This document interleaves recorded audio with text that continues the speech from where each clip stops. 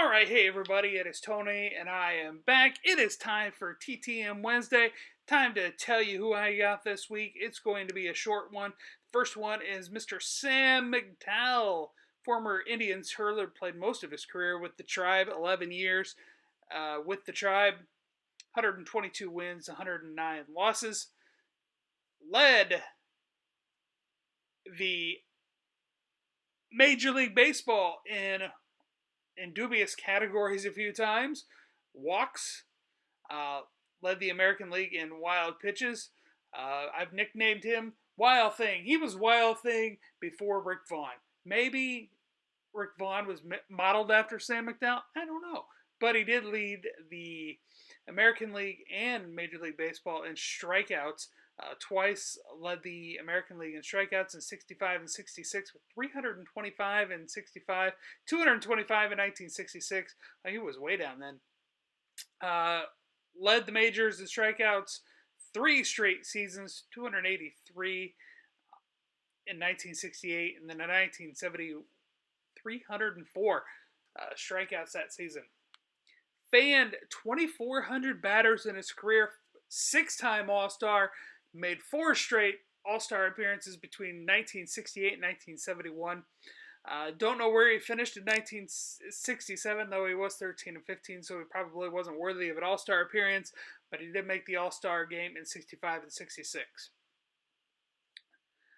Mr. Sam McDowell does charge for his autograph. It's $5 per card. And then Sonny Siebert also charges, but I will get that out this weekend so I can have both guys on that card. My next TTM comes from Mr. Bob Skinner. Played for the Pittsburgh Pirates most of his career as well. One team, that's all these guys used to play for. Played 9 seasons with the Pirates between 1954 and 1963. Lost 2 years of Major League Baseball service due to the Korean conflict. Played 3 years for that team in St. Louis that gets investigated by the FBI. Don't forget about the Cardinals. They cheated too. You want to blame the Astros, blame the Cardinals. They cheated. They hacked computers. That's how bad the Cardinals are. They hack. Astros just steal stuff. Anyway, back to Mr. Skinner. He was a light hitting power hitter, I would call him. Had double-digit home runs in 5 seasons. Career high 20 came in 1962 with the Pirates. He was voted 22nd in the MVP race that year. 1958, he was voted 15th in the MVP race. And in 1960, he was a double All-Star. They had an All-Star game 2 times in 1960. The last one was held at Yankee Stadium. I'm not sure where the first one was located. Municipal Stadium, so Minnesota? Not sure where Municipal Stadium is located. All-Stars won that one, though, 5-3.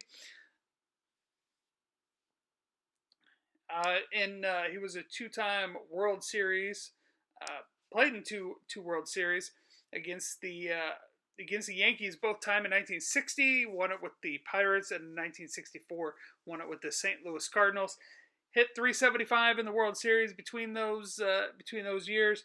3 hits and 8 at bats, a double, and 2 runs knocked in. Also stole the base in the 1960 World Series. All right. Last one comes from Mr. Terry Kirby. Terry Kirby was a 3rd-round pick out of Virginia with the Miami Dolphins. He was an all-purpose back. 1,200 yards from scrimmage between receiving and rushing in his rookie year. 1,264 yards to be exact. 6 touchdowns. 2 1,000 multi-purpose yards. Second one came in 1995, also with the Dolphins. Just a smidge over 1,000 yards. Missed it in 96 with the 49ers with 998 yards. Also had 980 yards from scrimmage in 1999 with those Cleveland Browns. Welcome back, Cleveland!